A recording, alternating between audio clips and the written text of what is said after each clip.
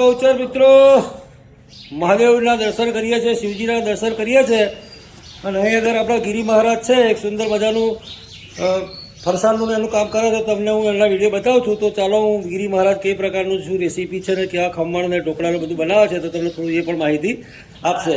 તો પહેલાં લખી દો જય ભોલેનાથ, મહાદેવ સદાય સર્વની કૃપા સદાય શું રક્ષણ. હવે આ જોઈ રહ્યા છો અમારા વિષ્ણુગીરી ગોસાઈ, કેમ છો? જય ભોલેનાથ. તો આ છે ખમણનો બેસન, બરાબર ને? તો જો મિત્રો હવે આ ખમણ બનાવી રહ્યા છે અને આ હમણાં મીઠું પણ લીધું છે.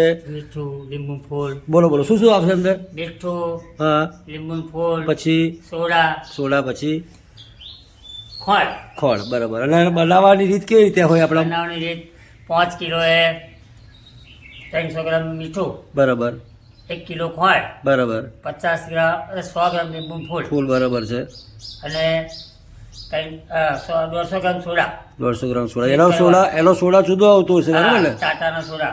પછી આનો બેસન જો આ ટાટાનો સોડા મિત્રો બતાવે છે તમે, અને એનું બેસન જુદું જ આવતું હોય ને વિષ્ણુભાઈ? હવે તમે ઓર્ડરો લેતા હશો ને? ઓર્ડરોનો તો કેટલા પૈસા લો છો? આપણે મળું પણ લેતા હશો ને ઓર્ડર? 20 કિલો 1200 રૂપિયા આપે. 1200 એટલે કોઈ ઓછા લે તો એ લઈ લો, બરાબર છે. એટલે લગ્ન તેમાં સુપ્રસંગે તમે ઓર્ડર લઈ લો છો. અને તમને કઈ વેરાયટીઓ બનાવતા આવડે છે આપણે?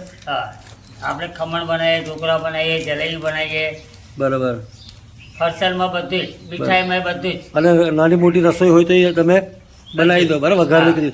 તો મિત્રો આ છે અમારા વિષ્ણુગીરી ગોસાઈ, બરાબર. અમારા ગામમાં જો આ શિવજીનું મંદિર છે અને અહીંયા આગળ એમનું ઘર આવ્યું તો એમનો મોબાઈલ નંબર તમને આપી દઉં છું, બરાબર છે. જો તમને સરસ મજાની સુંદર મજાની રેસીપી તમને કહી દીધી છે તો તમારા ખમણ જાતે બનાવવા હોય તો વધારે બનાવવા હોય તો અમારા વિષ્ણુગીરીનો કોન્ટેક્ટ કરજો, બરાબર. લગ્ન તેવા સુપ્રસંગમાં એ ખમણ બનાવશે તો જો આ બધો સામાન એમનો તૈયાર કર્યો છે ને, હવે થોડીક તમારા ત્યાં ઓર્ડર હશે, કેમ? ઓર્ડર છે ને, બરાબર. તો ઓર્ડરના ખમણ જોતા હોય તો મિત્રો અમારા વિષ્ણુભાઈનો કોન્ટેક્ટ કરજો, બરાબર છે. આપણે રેસીપી તમને બતાવી દીધી છે. અને કેટલા મિનિટ રાખવાનું આવે આપણે જે ખમણ? 30 મિનિટ, બરાબર. હા, તો ખમણ તમારે બનાવો તો 30 મિનિટ સુધી એને તમારે રાખવાનું આવે છે, બરાબર. તો ચાલો મિત્રો મળીએ આગલા વિડીયોમાં. તો કહી દો વિષ્ણુભાઈ જય ભોલેનાથ કહી દો.